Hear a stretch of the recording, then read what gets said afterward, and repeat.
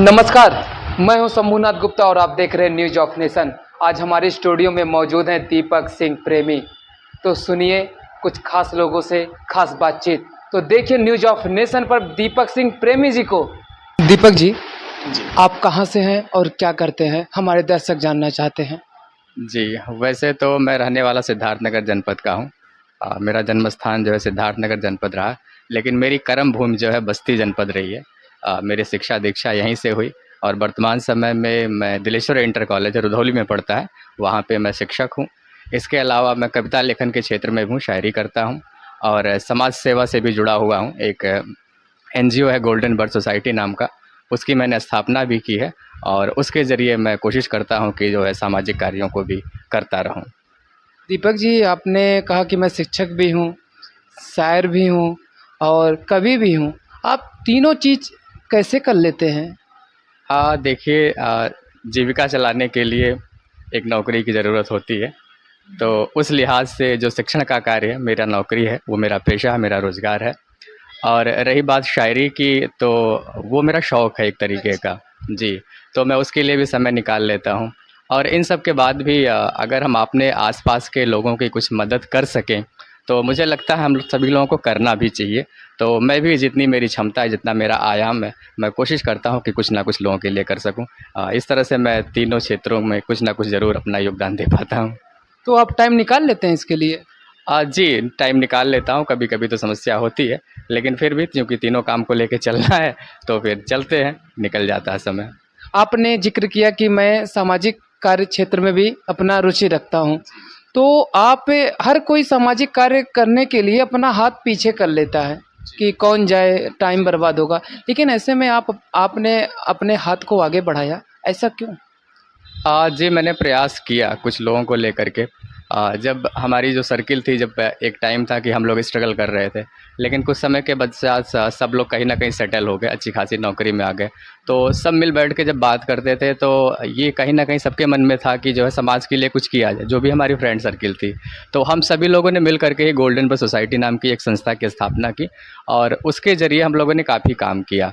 आप देख रहे होंगे कोरोना पीरियड जब चल रहा था, तो उस समय काफ़ी संख्या में जो लोग भर के आ रहे थे बसों से, ट्रकों से या जैसे-तैसे आ रहे थे, भूखे-प्यासे थे।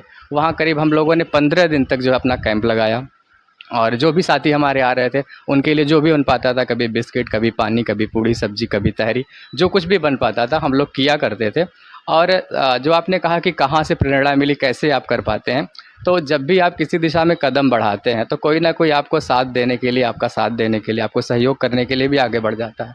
जब हम लोगों ने शुरुआत की थी, हम लोगों के पास बजट मुश्किल से 2 से 3 दिन का था, लेकिन जब यहाँ के कुछ लोगों ने देखा कि ये लड़के हैं या कुछ अच्छा काम कर रहे हैं, ये लोग राहगीरों के लिए कुछ अच्छा कर रहे हैं, तो काफ़ी लोग सपोर्ट में आए, खुद से सपोर्ट में। उन्होंने फेसबुक के ज़रिए कुछ लोगों ने कॉन्टैक्ट किया, कुछ लोग जो है फ़ोन के ज़रिए कॉन्टैक्ट किए और लोगों ने जो अपना सहयोग था उन्होंने सहयोग दिया, जिसके बल पे जो हम लोग 15 दिनों तक लगभग अपने कार्य को अंजाम देने में सफल रहे। तो जब भी आप कुछ अच्छा करने के लिए सोचेंगे, कहीं न कहीं से मदद आपको ज़रूर मिलेगी, मेरा मानना है। तो आपको फैमिली से सपोर्ट मिलती है कि नहीं कि सामाजिक कार्य क्षेत्र में? जी, फैमिली से सपोर्ट मिलती है क्योंकि माताजी, पिताजी का भी रुझान जो है सामाजिक कार्यों में रहा है। ये एक तरह से ये समझ सकते हैं कि ये जो है वहीं से हमको विरासत में मिला हुआ है, तो पूरा सपोर्ट मिलता है। जी। आपने सामाजिक क्षेत्र में आप कार्य कर रहे हैं, बहुत अच्छी बात है, आपने अच्छी बातें बताई, करना भी चाहिए। लेकिन इसकी फंडिंग कहाँ से आती है? फंडिंग, अब जैसे कि हमारे कुछ साथी लोग हैं, अच्छे पोजीशन पे हैं, तो हम लोग आपस में सहयोग ज़्यादा करते हैं और कई बार ज़रूरत पड़ती है कि जब कोई बड़ा काम होता है, तो हम लोग कोशिश करते हैं कि क्राउड फंडिंग हो। पब्लिक से जो है अपेक्षा की जाती है कि जो है कुछ ना कुछ डोनेशन मिले। तो पब्लिक तभी करती है जब आप कुछ अच्छा करते हैं। तो ऐसे में जो भी हमारा काम होता है उसका नमूना हम लोगों को दिखाते हैं कि भई हम ऐसा काम कर रहे हैं, अगर आप सपोर्ट कर सकें तो सपोर्ट करें। तो कभी-कभी सोशल मीडिया के ज़रिए भी कुछ लोग हमसे टकरा जाते हैं। कभी हम लोग अपनी बात रखते हैं किसी से, तो वहाँ से भी कुछ लोग हमें मिल जाते हैं। तो सपोर्ट मिल जाता है और हमेशा ऐसा नहीं होता, कई बार ऐसा होता है कि हमने लक्ष्य बड़ा लिया हुआ है और उसके अकॉर्डिंग जो हमें सहयोग नहीं मिल पाता है, तो भई नहीं हो पाता है, तो जिस लेवल का सहयोग मिल पाता है हम लोग उस लेवल का ही काम कर लेते हैं। तो ऐसी भी समस्याएँ आती हैं, फंडिंग की समस्या कभी-कभार आती है, लेकिन कुछ तो फंडिंग हो ही जाती है कि भाई हमने 100% सोचा वो नहीं हुआ, तो 50% हो गया, 25% हो गया, तो कुछ ना कुछ तो हो जाता है। आपने ज़िक्र किया कि कोरोना काल में आपने इन सारी सुविधाओं को हमने पहुँचाया है जनता तक, जन-जन तक। और किस टाइप का इसमें सामाजिक कार्य आप करते हैं? एक तो आपने बता दिया, और क्या-क्या है हमारे दर्शक जानना चाहते हैं? जी, जी। बेसिकली हम लोगों ने जब शुरुआत किया था तो वहाँ पे हम लोगों ने देखा था कि जो छोटे बच्चे हैं, कई सारी दुकानों पे हम आप चाय पीने बैठते हैं तो हम लोग बुलाते हैं छोटू करके, छोटू चाय ले आओ, छोटू पानी ले आओ। और उस छोटी की उम्र जो होती है 14 साल होती है, 15 साल होती है, वो ठीक से युवा भी नहीं हुआ होता है। उसका मानसिक विकास भी ठीक से नहीं हो पाया होता और ऐसे में उसको काम पे लगा दिया जाता है। यानी कि जो बाल श्रम की बुराई हमारे समाज में फैली हुई है, सबसे पहला मुद्दा हम लोगों ने वहीं से उठाया कि इनको यहाँ से उठाने की ज़रूरत है और इनको सबसे पहले अच्छी शिक्षा देने की ज़रूरत है। तो इस फील्ड में भी हम लोगों ने काफ़ी काम किया है और साथ ही साथ कई स्कूलों में जा कर के अब तो सरकार की तरफ से आने लगा है। लेकिन हम लोगों ने जब शुरुआत किया था तो कई सारे स्कूलों में कापी किताब पेन पेंसिल इन सब तरह की चीज़ों को हम वितरित करते थे। समाज से जो भी डोनेशन मिलता था उसको लेते थे और विद्यालयों में जा कर के इन सारी सामग्रियों का वितरण किया करते थे। मूल रूप से इसी कॉन्सेप्ट को लेकर के हम चलते हैं और अकस्मात में जब भी कोई समस्या आ जाती है, कोई आकस्मिक समस्या आ जाती है, तो उसमें भी हम कोशिश करते हैं कि हमारा कुछ ना कुछ सहयोग हो, हमारी संस्था का कुछ ना कुछ सहयोग हो। दीपक जी, ये कितने साल से आप कर रहे हैं? ये करीब 6 साल हो गए। रजिस्टर्ड किए हुए 6 साल हो गए। उसके पहले बिना रजिस्टर्ड किए हुए भी हम लोग करीब 1.5 साल से चल रहे थे, मतलब 7 से 8 साल का सफ़र। किस नाम से है ये? संस्था का नाम है गोल्डन बर्ड सोसाइटी। जी। आपकी उम्र कितनी है? मेरी उम्र करीब 35 साल होगी। दीपक जी, जब आप पढ़ाई कर रहे थे तो उस उम्र में आप किस क्षेत्र में जाना चाहते थे? क्या आप उसी क्षेत्र में हैं या फिर और कुछ बनना चाहते थे? जी, मेरा उस समय जो बनना था वो कुछ मैंने सोचा था कि मुझे इंजीनियरिंग के फील्ड में जाना है। वो फील्ड तो मुझे नहीं मिल पाई। उसके बाद पिताजी ने जो है पिताजी के ही कहने पे मैंने बीएड कर लिया। बीएड जब किया तो उसी दौरान मेरी जो है रुचि शिक्षण कार्य में जगी और उसके बाद फिर जब मैं नौकरी में आया एक शिक्षक के रूप में, तो चूँकि बीएड के करने के दौरान ही मेरे अंदर जो है इस क्षेत्र के प्रति जो है काफ़ी रुचि जग गई अपने आप ही। तो मैं जहाँ जाना चाहता था वहाँ तो नहीं पहुँच पाया हूँ, लेकिन ये है कि जहाँ हूँ मैं वहाँ भी पूरी तरह से संतुष्ट हूँ और आज ये मेरे रुचि का पेशा है, शिक्षण कार्य करना मेरे रुचि का पेशा है और मैं मानता हूँ कि मैं बहुत सही जगह पे हूँ और मैं अपने पेशे को एंजॉय भी कर रहा हूँ। आप किस सब्जेक्ट के टीचर हैं? जी, मैं मैथमेटिक्स का टीचर हूँ। मैंने मैथमेटिक्स से एमएससी किया था और उसके बाद बीएड किया हुआ था और मैं इंटर कॉलेज में मैथमेटिक्स का टीचर हूँ। तो आज हमारी युवा पीढ़ी को बताइए, आज इंटरव्यू देने आए हैं, मैथमेटिक्स के बारे में आप बताइए आज। हाँ, मैथमेटिक्स का सब्जेक्ट ऐसा है जिसका नाम सुनते ही लोगों के दिमाग में मन में एक बहस इसलिए मैंने पूछा। जी, जी, जी, मैं समझ सकता हूँ। तो मैं अपने बच्चों को भी समझाता हूँ स्कूल में कि बच्चों देखो मैथ को हम लोग एक भूत की तरह लेते हैं कि जैसे कि मैथ का नाम आया, जैसे भूत का नाम आया तो हम डर से जाते हैं। तो हमें जैसे हम बताते हैं कि हमें भूत से नहीं डरना चाहिए, वैसे हमें मैथ से भी नहीं डरना चाहिए क्योंकि भूत उन्हीं को डराता है जो डरते हैं, जो डट कर के सामना कर लेता है। उनसे हरगिज़ नहीं उन्हें हरगिज़ नहीं डराता है, ना तो भूत ना तो मैथमेटिक्स। तो मैथमेटिक्स ऐसा नहीं है कि जो है बहुत डरावना सब्जेक्ट है। अगर आप थोड़ा-सा उसे समय देते हैं, उसके साथ दोस्ती करते हैं तो ऐसा होता है कि जब धीरे-धीरे आप उसके साथ फ्रेंडशिप कर लेंगे मैथमेटिक्स के साथ, तो ये होगा कि उसकी सारी चीज़ें धीरे-धीरे आपको समझ में आने लगेंगी। और ये जो मैथमेटिक्स है, मैं मानता हूँ कि जैसे अन्य सारे सब्जेक्ट जो होते हैं, जब उसमें आप पढ़ाई करते हैं, तो एक क्वेश्चन आप पढ़ेंगे, आप उसका जवाब दे पाएँगे। लेकिन मैथमेटिक्स में अगर आपने एक कॉन्सेप्ट को समझ लिया, एक फ़ार्मूले को आपने अगर समझ लिया, तो उस फ़ार्मूले के आधार पर वर्ल्ड में जितने भी क्वेश्चन बन सकते हैं, चाहे वो 100 हो, चाहे 1000 हो, चाहे लाख हो, चाहे करोड़ हो, आप वो सारे के सारे क्वेश्चन को समझ सकते हैं और उनको सॉल्व भी कर सकते हैं। तो ये मैथमेटिक्स की ताकत भी है, ऐसा जो आप किसी अन्य सब्जेक्ट में नहीं कर सकते हैं। किसी अन्य सब्जेक्ट के लिए आपको जितना आप पढ़ेंगे, जितने प्रश्नों को पढ़ेंगे, उतने प्रश्नों का उत्तर दे पाएँगे। लेकिन मैथ में आप जो नहीं भी पढ़ेंगे, उसका भी आंसर आप अपने फार्मूले के आधार पर, अपने कॉन्सेप्ट के आधार पे दे सकते हैं। लेकिन हाँ, शुरुआत में मैथमेटिक्स को आपको समय देना पड़ेगा, उसके साथ दोस्ती करनी पड़ेगी। दीपक जी, जब मैं पढ़ रहा था, मैं अपनी बात बता रहा हूँ, तो मैथ में जो एक सवाल, तो उसमें देता है माना पिता की आयु x, माता की आयु 2x। आज तक हमें नहीं समझ में आया है, इसका मतलब आप हमें बताइए। किसी माता का आयु और पिता का आयु x 2x हो सकता है? ये तो किस स्तर का वो सवाल था उस पे डिपेंड करेगा आप क्या बोल रहे हैं। लेकिन फिर भी जब हम लोग नहीं, आप मैथमेटिक्स के टीचर हैं, आप समझ गए होंगे। जी, जी। इस तरह के कई सारे प्रश्न आते हैं, तो बच्चे परेशान होते हैं कि माता की उम्र x कैसे हो गई, 2x कैसे हो गई। तो ये एक मान लास्ट में पूछेगा कि बेटे की आयु बताओ। जी, जी, इस तरह से जो है टिपिकल चीज़ें पूछी जाती है मैथमेटिक्स में। लेकिन ठीक है। दरअसल अब मैथ में हम जब कैलकुलेशन जब भी शुरू करते हैं, तो हम कुछ ना कुछ एक मान करके चलते हैं कि हम एक बेस बनाते हैं कि इसके आधार पर, और फिर उस लास्ट में उस क्वेश्चन का आंसर भी निकल आता है। तो मानने के लिए एक्स मानते हैं, वाई मान या जेड भी मान सकते हैं, कुछ भी अपने तरफ से मान सकते हैं, और लास्ट में उसका आंसर फिर निकाला जाता है कैलकुलेशन के आधार पे। अगर हम उसकी जगह पे माने ना, तो वो जो एक्स है उसकी जगह पे एक बड़ा सा सेंटेंस हमको लिखना पड़ेगा। तो इसलिए हम कुछ ना कुछ उसको मान लेते हैं एक शॉर्ट में, और फिर उसका कैलकुलेशन आसान हो जाता है, जोड़ना, घटाना, गुणा या भाग जो भी है। अच्छा, क्या बच्चे कुछ डरते उड़ते हैं आप जब आप पढ़ाते हैं क्लास में जा कर के? तो क्या बच्चों का क्या रिस्पॉन्स रहता है मैथ के प्रति?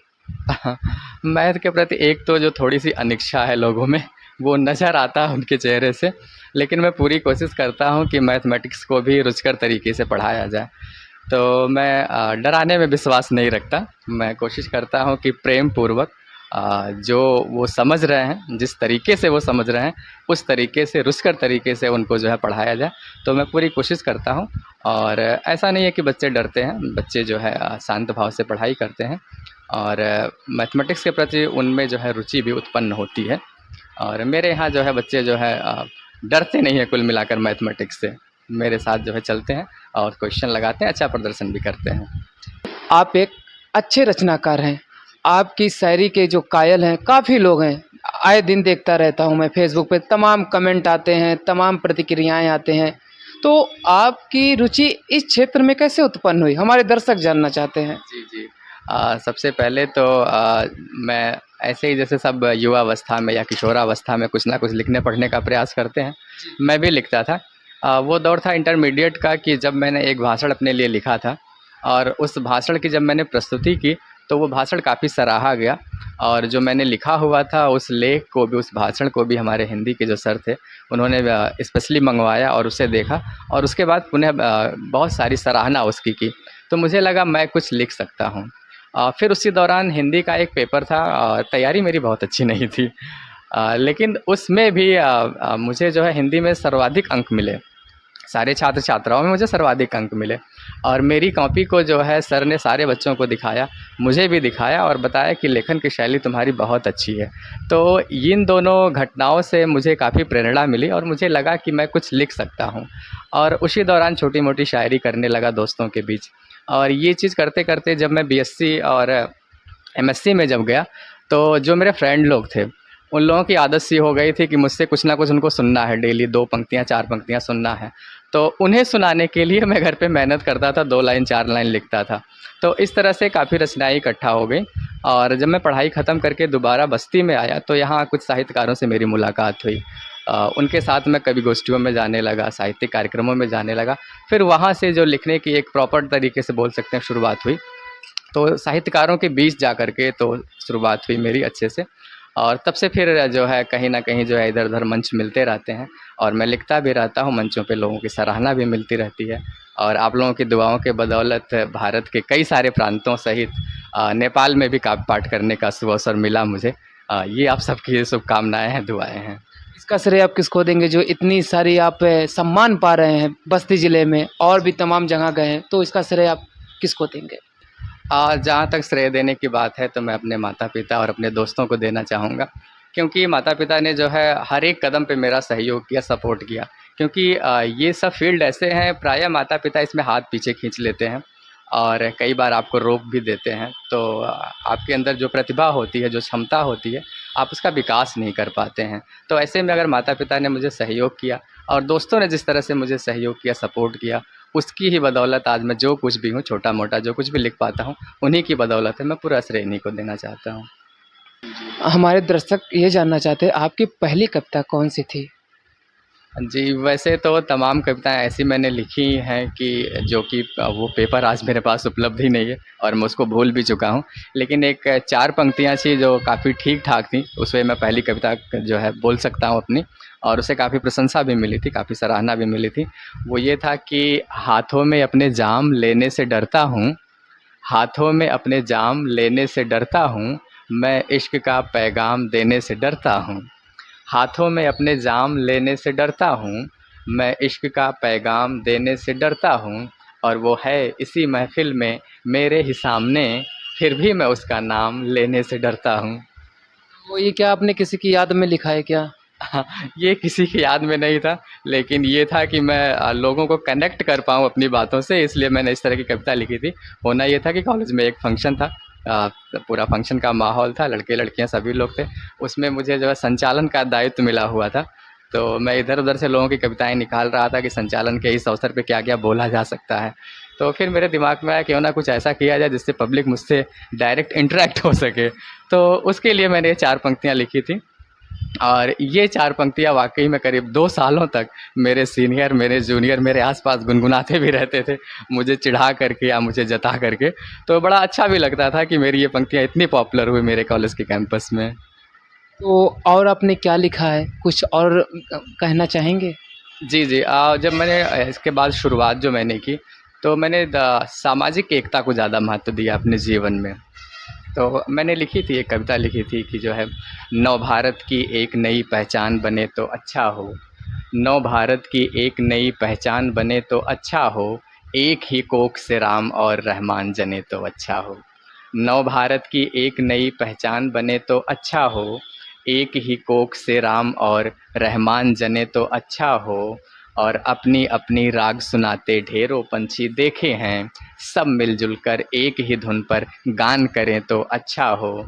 और ये पंक्तियाँ मुझे बेहद पसंद हैं कि हम अपनी एकता का जग में कुछ ऐसा नज़ारा पेश करें, एक हाथ में गीता हो दूजे में कुरान रहे तो अच्छा हो, और हिंदू मुस्लिम सिख ईसाई बनकर आपस में लड़ना क्या, प्रेमी सबसे पहले हम सब इंसान बने तो अच्छा हो।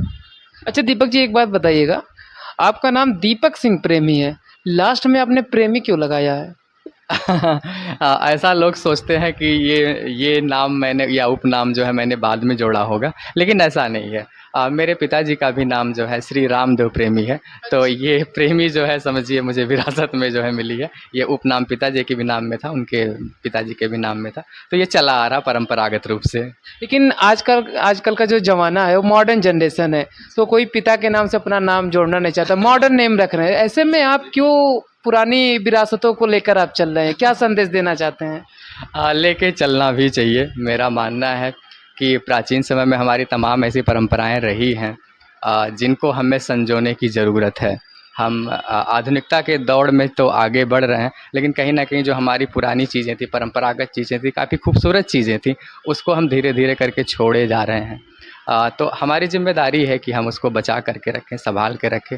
मैंने लिखा भी था, एक पंक्ति मैंने लिखी थी जो है अपने गाँव के ऊपर जो है, कि पहले हम लोग गाँव में जाते थे तो कौन-सा माहौल हुआ करता था, आज गाँव का माहौल क्या है। मैंने लिखा था कि बचपन है पर कागज़ की अब नाव नहीं है, बचपन है पर कागज़ की अब नाव नहीं है, जैसा था मेरा गाँव कभी अब गाँव नहीं है। अच्छा, आपने सामाजिक कार्य के क्षेत्र में काम किया है, क्या आप सामाजिक कार्यों के मुद्दों पर भी आपने कुछ लिखा है? सामाजिक कार्यों के मुद्दों पे जैसे कभी ज़रूरत पड़ती है ज़रूर लिखते हैं। जैसे मैंने मतदान के ऊपर भी एक कविता लिखी हुई थी, उसके द्वारा जिला प्रशासन के द्वारा जो है सम्मान भी मिला हुआ था मतदाता जागरूकता के लिए, कि लोकतंत्र के उत्सव का सम्मान करेंगे, लोकतंत्र के उत्सव का सम्मान करेंगे, देश बढ़ेगा आगे हम मतदान करेंगे, और नहीं किसी पर खुद पर ही एहसान करेंगे, देश बढ़ेगा आगे हम मतदान करेंगे। पूरी कविता कभी समय मिलेगा ज़रूर सुनाएँगे।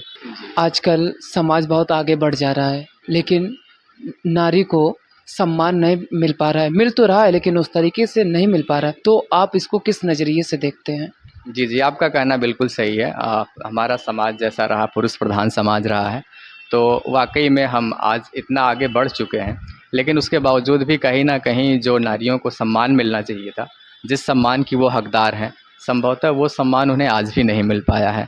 लेकिन मैं मानता हूँ कि अगर सृष्टि का सबसे खूबसूरत प्राणी जो है इंसान है, तो उन इंसानों में भी अगर सबसे खूबसूरत कोई है, तो वो है स्त्री। वो कई रूपों में हमारे साथ होती है, माँ के रूप में होती है, बहन के रूप में होती है, बेटी के रूप में होती है, और हर रूप में ही वो महत्वपूर्ण है। तो हमें कोशिश करनी चाहिए कि उसका जो सम्मान है उसे हम दें। मैंने एक कविता भी लिखी थी कि नीरस सी यह सृष्टि होती, इस सृष्टि का श्रृंगार हूँ मैं, है बसी मधुरता तन मन में, देखो खुद में त्योहार हूँ मैं, पतझड़ हो सावन या बसंत, हर मौसम में मुस्काती हूँ। मैं नारी तुलसी का स्वरूप, हर आंगन को महकाती हूँ। तो हमारे घर की बेटियाँ, हमारे घर की बहुएँ, हमारी माताएँ हमारे आंगन को महकाने वाली तुलसी के समान हैं। उनका उनका जो उचित सम्मान है वो हमें ज़रूर देना चाहिए। आप किस विषय पर ज़्यादातर लिखना पसंद करते हैं, यानी किस रस में आप लिखते हैं ज़्यादातर? जी, जी। मेरा पसंदीदा विषय जो है वो श्रृंगार रस है। मैं श्रृंगार रस में मैंने काफ़ी रचनाएँ लिखी हुई हैं और लोग मुझे श्रृंगार रस के कवि के रूप में ही जानते हैं। मैं जो लिखता हूँ, मैं 4 पंक्तियाँ दे रहा हूँ आपको कि आप उससे देखें कि डूबा रहता हूँ हर पल तेरे प्यार में, डूबा रहता हूँ हर पल तेरे प्यार में, दिल ये मेरा नहीं मेरे अधिकार में, और मैंने जिसको सँभाला था बरसों बरस, लुट गया तेरी पायल की झनकार में। और 4 पंक्तियाँ कुछ इस तरह से आप देख सकते हैं कि तुम मुझे इस तरह ना पुकारा करो, तुम मुझे इस तरह ना पुकारा करो, मैं समझ जाऊँगा बस इशारा करो। तुम मुझे इस तरह ना पुकारा करो, मैं समझ जाऊँगा बस इशारा करो, और लग न जाए कहीं तुझको खुद की नज़र, आईना इस तरह ना निहारा करो। कुछ इस तरह की रचनाएँ मैं लिखता हूँ प्रायः। आए दिन देखा जाता है, जब कोई किसी क्षेत्र में होता है और वह असफल हो जाता है तो वह टूट जाता है एकदम से। तो क्या आपने एकदम टूट जाता है कि मतलब एकदम निराश हो जाता है, तो क्या आप उस पर भी कुछ अपने माध्यम से लिखे हैं? जी, जी, कुछ रचनाएँ ज़रूर ऐसी मैंने की हुई हैं। एक रचना मैं सुनाता हूँ उसमें से आप लोगों को कि वो देखो मुस्कुराने में लगा है, वो देखो मुस्कुराने में लगा है, वो अपना गम छुपाने में लगा है। वो देखो मुस्कुराने में लगा है, वो अपना गम छुपाने में लगा है, और जिसे था शौक़ से रहबर बनाया, जिसे था शौक़ से रहबर बनाया, महज़ बातें बनाने में लगा है। और ये पंक्तियाँ देखें कि कमाते थक गया बूढ़ा बेचारा, कमाते थक गया बूढ़ा बेचारा, कि बेटा बस उड़ाने में लगा है। और आजकल के फ़ैशन परस्ती पे देखें कि मयस्सर है जिसे सब कुछ यहाँ पे, मयस्सर है जिसे सब कुछ यहाँ पे, वो अपना तन दिखाने में लगा है। और अंतिम है इसका कि जलाया था कि घर में रोशनी हो, जलाया था कि घर में रोशनी हो, वो दीपक घर जलाने में लगा है। वो देखो मुस्कुराने में लगा है, वो अपना गम छुपाने में लगा है। वाह! क्या बात है। मैंने मंचों पे देखा है कि आप तरन्नुम में गाते हैं, तो हमारे दर्शकों को भी सुनाइए। जी, प्रायः मंचों पे जो है मैं तरन्नुम में ही गाता हूँ और लोग मुझे उसी के लिए पसंद भी करते हैं। मेरे मुक्तक प्रायः लोग पसंद करते हैं, तो मैं आपके दर्शकों को वही मुक्तक सुनाना पसंद करूँगा, सुना देता हूँ मैं। अ, आग लग जाएगी, तन पिघल जाएगा, आग लग जाएगी, तन पिघल जाएगा, तुम जो आओगे मौसम बदल जाएगा, और अपने चेहरे की इतनी सजावट न कर, दिल दीवाना मेरा है मचल जाएगा, दिल दीवाना मेरा है मचल जाएगा। और 4 पंक्तियाँ इस तरह से देखें कि पेड़ पौधों पे कलियां हैं खिलने लगी, और डालियां झूम कर हैं मचलने लगी, पेड़ पौधों पे कलियां हैं खिलने लगी, डालियां झूम कर हैं मचलने लगी, और एक भ्रमर की खुशी का ठिकाना नहीं, एक कली फूल में है बदलने लगी, एक कली फूल में है बदलने लगी। 4 पंक्तियाँ और देखें एक मुक्तक कि प्रेम में चाकू छुरी नहीं ठीक है, प्रेम में चाकू छुरी नहीं ठीक है, चाहते हो अधूरी नहीं ठीक है, प्रेम में चाकू छुरी नहीं ठीक है, चाहते हो अधूरी नहीं ठीक है। और देखो पछुआ हवाएं भी चलने लगी, देखो पछुआ हवाएं भी चलने लगी, ऐसे मौसम में दूरी नहीं ठीक है, ऐसे मौसम में दूरी नहीं ठीक है। और ये भी देखें कि चांद तारों को थोड़ा सा सो जाने दो, चांद तारों को थोड़ा सा सो जाने दो, फिर मुझे अपनी आँखों में खो जाने दो। चांद तारों को थोड़ा सा सो जाने दो, फिर मुझे अपनी आँखों में खो जाने दो।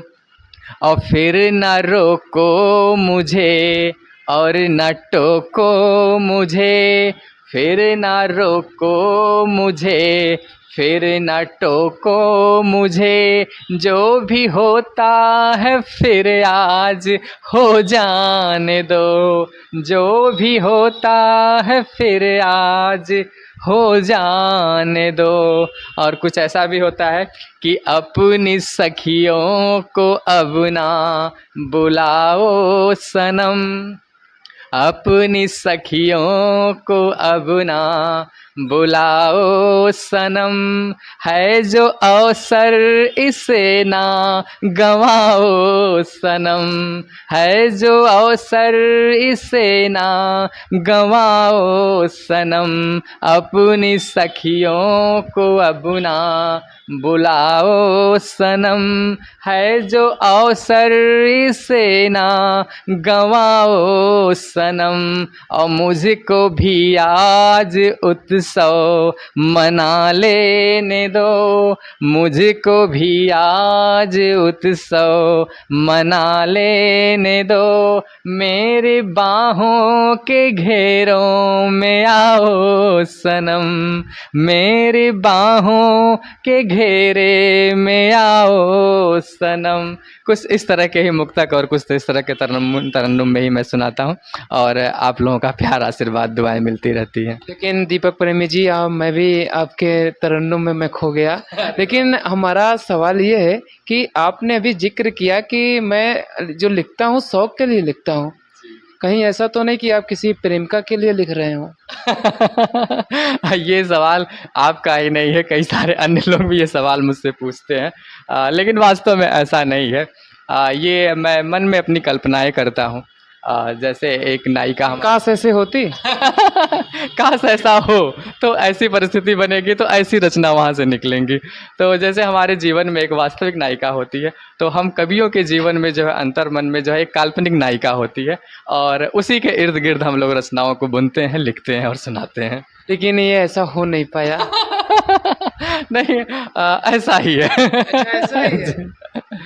दीपक जी, आप तो हमारे सामने खुल ही गए, पूरे तरीके से कुछ छुपा ही नहीं।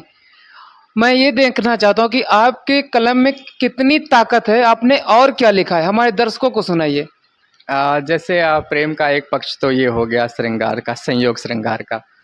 इसके बाद परिस्थितियाँ कभी ऐसी आती हैं कि वियोग श्रृंगार का भी होता है, जब नायक और नायिका को बिछड़ना पड़ता है।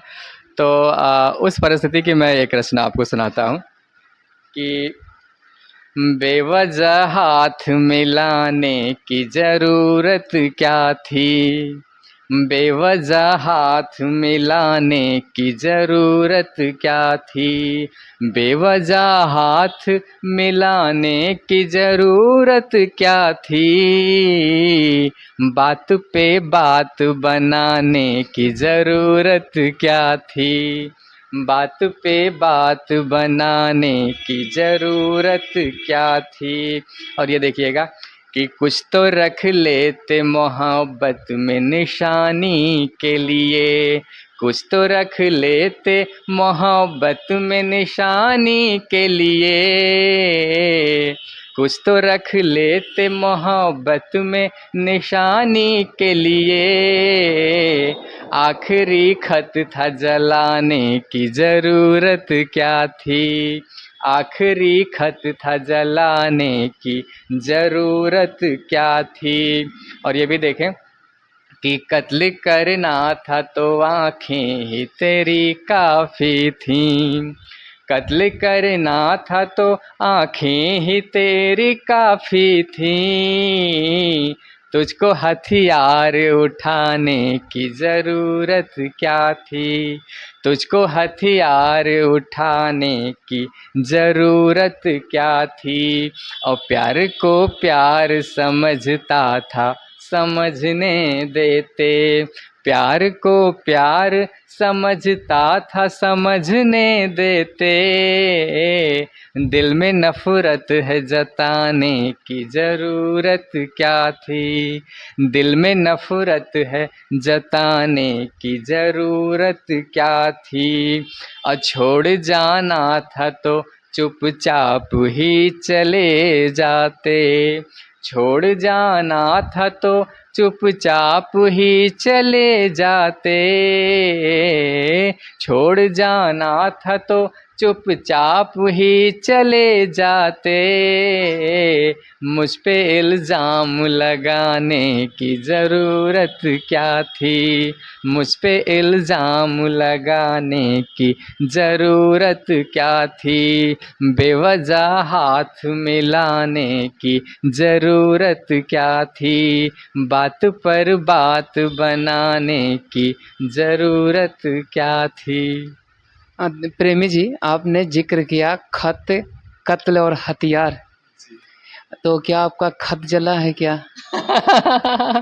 मेरा वास्तव में ना तो खत जला है ना तो कुछ किसी हथियार से मुझ पर चोट आई है।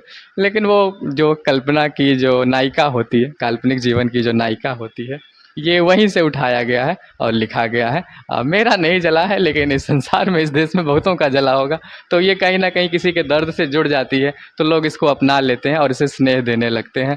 तो बस उन्हीं के लिए लिखी गई है ये पंक्तियाँ। हमारा एक आपसे सवाल है। आजकल देखा जा रहा है कि लोगों का दिल टूट जा रहा है, प्यार करते हैं, तो ये सारी चीज़ें आजकल के दौर में हो रहा है।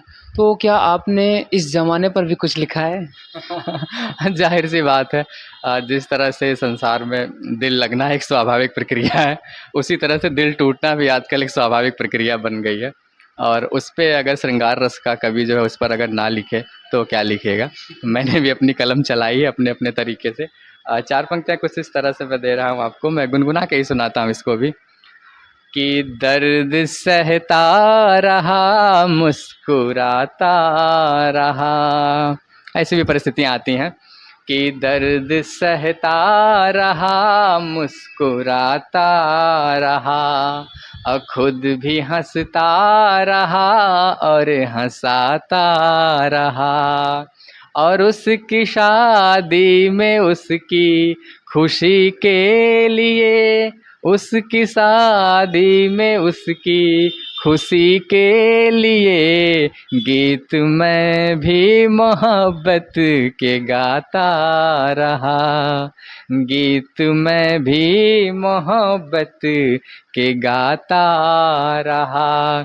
ऐसी परिस्थितियाँ आती हैं। और ये पंक्तियाँ देखें कि अश्क में डूबी मेरी कहानी सुनो। अश्क में डूबी मेरी कहानी सुनो। और दर्द कितना है मेरी जुबानी सुनो।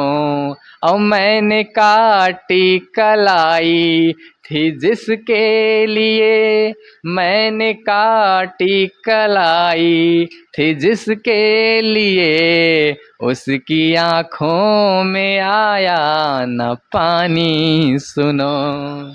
उसकी आँखों में आया न पानी सुनो।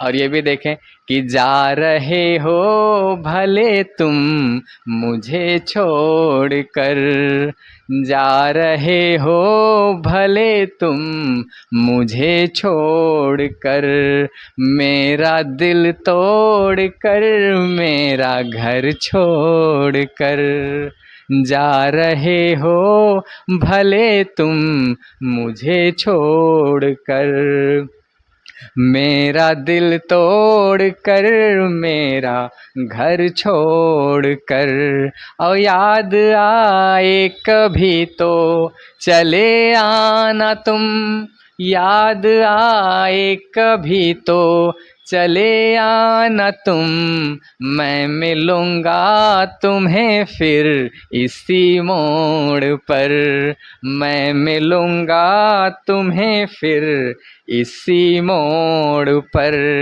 और ये भी देखें कि अब मैं तुझसे बिछड़ के किधर जाऊँगा, सच कहूँ तो मैं पल में बिखर जाऊँगा, और सांस मेरी जुड़ी है तेरे सांस से, सांस मेरी जुड़ी है तेरी सांस से, तू गई तो कसम से मैं मर जाऊँगा, तू गई तो कसम से मैं मर जाऊँगा। और मोहब्बत की इंतहा कहाँ तक होती है कि तुम ही हो मेरी और कोई दूजा नहीं, तुम ही हो मेरी और कोई दूजा नहीं, और तुझ पे लुट जाऊं इसमें अजूबा नहीं, एक खुदा एक माँ बाप और एक तुझे, एक खुदा एक माँ बाप और एक तुझे, छोड़ कर फिर किसी को है पूजा नहीं, छोड़ कर फिर किसी को है पूजा नहीं। कुछ ऐसी रचनाएं हैं जो मैंने दर्द के ऊपर, दिल टूटने के ऊपर, मोहब्बत में जो वियोग होता है उसके ऊपर लिखी हुई हैं। आपने बताया कि हमारी कामयाबी के पीछे हमारे माँ बाप का हाथ है, तो क्या आपने माँ बाप के ऊपर भी कुछ लिखा है? जी जी बिल्कुल लिखा हुआ, माँ बाप के ऊपर भी लिखा हुआ। मैंने माँ के ऊपर एक मुक्तक लिखा हुआ, मैं वो पढ़ देता हूँ आपके दर्शकों के सामने कि मैं जो भी मान पाया हूँ, मैं जो सम्मान पाया हूँ, मैं जो भी मान पाया हूँ, मैं जो सम्मान पाया हूँ, तेरे कारण ही दुनिया में माँ मैं सम्मान पाया हूँ, तेरे कारण ही दुनिया में माँ मैं सम्मान पाया हूँ, और किसी मंदिर या मस्जिद में नहीं जाने की अब हसरत, किसी मंदिर या मस्जिद में नहीं जाने की अब हसरत, तेरे कदमों में जन्नत है मैं जब से जान पाया हूँ, तेरे कदमों में जन्नत है मैं जब से जान पाया हूँ। ये माँ को समर्पित मेरा एक मुक्तक था। और मैंने पिता के ऊपर भी लिखा हुआ, काफ़ी बड़ी रचना है, मैं छोटा सा अंश उसका सुना देता हूँ आप लोगों को कि रुकता भी नहीं झुकता भी नहीं, रुकता भी नहीं झुकता भी नहीं, घर भर का बोझ उठाता है, रुकता भी नहीं झुकता भी नहीं, घर भर का बोझ उठाता है, और सागर सा प्रेम भरा उर में, उर मीन्स हृदय, सागर सा प्रेम भरा उर में पर प्रकट नहीं कर पाता है, और आधी रातों को जाग जाग, आधी रातों को जाग जाग जो चैन से हमें सुलाता है, और सौ त्याग करे चुपचाप रहे, हाँ पिता वही कहलाता है, सौ त्याग करे चुपचाप रहे, हाँ पिता वही कहलाता है। जी ये रचना थी माता और पिता के ऊपर, बड़ी रचना है, कभी फुर्सत में सुनाएंगे आपको। जी, आपको बहुत बहुत शुक्रिया। मौजूदा समय में युवा जिस तरीके की लाइफ स्टाइल चाह रहे हैं या पसंद कर रहे हैं, इस पर आप क्या कहना चाहेंगे? जैसे कि वर्तमान का जो युवा है वो आज़ादी पसंद करता है और इसके आज़ादी के दायरे भी काफ़ी बड़े हैं। तो जहाँ तक मेरा मानना है कि मैं भी कुछ हद तक युवाओं के आज़ादी के पक्ष में हूँ। लेकिन कभी-कभी ऐसा भी होता है कि बहुत ज़्यादा आज़ादी जब किसी को दे दी जाती है तो उसके दुष्प्रभाव भी हमें देखने को मिलते हैं और हम देख भी रहे हैं। कई सारे हमारे युवा हैं, हम अपने बच्चों को बाहर भेजे हुए हैं, अपने भाइयों को बाहर भेजे हुए हैं या अपनी बेटियों को हमने बाहर भेजा हुआ है। तो वहाँ की जो आधुनिक लाइफ स्टाइल है, जैसे कि रात-रात में जो है पार्टियाँ करना, डांस करना और दिन ब दिन इधर-उधर घूमना और उन्मुक्त तरीके के कपड़े पहनना, तो मैं समझता हूँ ये कहीं न कहीं जो हमारी परंपरा रही है, हमारी संस्कृति रही है, उसके विरोध में है, उसके विरुद्ध जाती हैं ये बातें। तो हमें इन सब से बचना चाहिए। जो हम आज़ादी उन्हें देना चाहते हैं या जो आज़ादी वो लेना चाहते हैं, निश्चित रूप से वो आज़ादी के हकदार हैं। उन्हें आज़ादी मिलनी चाहिए, अपने जीवन को जीने की आज़ादी अपने ढंग से मिलनी चाहिए और समय के साथ थोड़ा बदलाव भी लाज़मी है। किंतु मैं यही चाहूँगा कि जो हमारे युवा हैं अपनी ऊर्जा को, जो उनके अंदर ऊर्जा है, जो एनर्जी है, उसे किसी सकारात्मक दिशा में इस्तेमाल करें, जिससे उनका भी भला हो, वो आगे जाएँ, उनका ग्रोथ हो, समाज का ग्रोथ हो और देश का भी ग्रोथ हो। और साथ ही साथ हम लोगों को भी इस परिस्थिति के लिए तैयार होना पड़ेगा कि जैसा सब कुछ हमने अपने बचपन में देखा है या हमारी पीढ़ी में देखा है, ज़रूरी नहीं कि वैसा जो है युवा वर्ग भी वैसा करे। तो कहीं न कहीं जो जनरेशन गैप होती है, उस अंतर के लिए हमें भी तैयार रहना पड़ेगा। और युवाओं की जहाँ तक बात है तो उनसे मैं यही कहना चाहूँगा कि पंख वो कितना भी फैला लें, आसमान में उड़ें, लेकिन अपने जो पैर हैं उसको धरातल पर टिकाए रखें। जो हमारी संस्कृति है, जो हमारी सभ्यता है, जो हमारी पुरानी परंपराएं हैं, जो अच्छी परंपराएं हैं, उनको अपने साथ लेकर के जाएं। उनको भी संजोने की जिम्मेदारी उन युवाओं की ही है। दीपक जी, आप एक कविताकार हैं। बहुत अच्छा आपने गाया, मैं भी काफ़ी प्रभावित हुआ। लेकिन क्या आपने देश के लिए भी कुछ लिखा है? हमारे दर्शकों को सुनाइए अगर आपने लिखा हो। जी, जी। देश के लिए कई रचनाएँ लिखी हैं और एक रचना मैंने जल्दी ही में लिखी हुई है, वो तिरंगे के ऊपर अपने राष्ट्र का जो सम्मान है, ध्वज है, उसके ऊपर लिखा हुआ। मैं उसको सुना देता हूँ आप लोगों को। जी। हिंद देश के आसमान की शान तिरंगा है। हिंद देश के आसमान की शान तिरंगा है। बच्चे बूढ़े हर दिल का अरमान तिरंगा है। जान तिरंगा है मेरी, अभिमान तिरंगा है। जान तिरंगा है मेरी, अभिमान तिरंगा है। और बंद देखें कि हिंदू मुस्लिम सिख ईसाई सबकी आँख का तारा ये। हिंदू मुस्लिम सिख ईसाई सबकी आँख का तारा ये। गुजराती हो या मद्रासी सबको जान से प्यारा ये। गुजराती हो या मद्रासी सबको जान से प्यारा ये। सच पूछो तो खुद में हिंदुस्तान तिरंगा है। सच पूछो तो खुद में हिंदुस्तान तिरंगा है। जान तिरंगा है मेरी, अभिमान तिरंगा है। जान तिरंगा है मेरी, अभिमान तिरंगा है। ये भी बंद देखें कि इस झंडे की ओर सुनो जी, जो भी आँख उठाता है। इस झंडे की ओर सुनो जी, जो भी आँख उठाता है। प्राण भले ही जाए पर दुश्मन मुँह की ही खाता है। प्राण भले ही जाए पर दुश्मन मुँह की ही खाता है। अमर शहीदों के प्रण का, अमर शहीदों के प्रण का ऐलान तिरंगा है। अमर शहीदों के प्रण का ऐलान तिरंगा है। जान तिरंगा है मेरी, अभिमान तिरंगा है।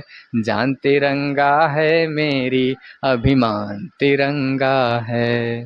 दीपक प्रेमी जी, मैंने आपके कलम की ताकत को अच्छे से जान लिया। क्या जाने से पहले हमारे दर्शकों को कुछ कहना चाहेंगे?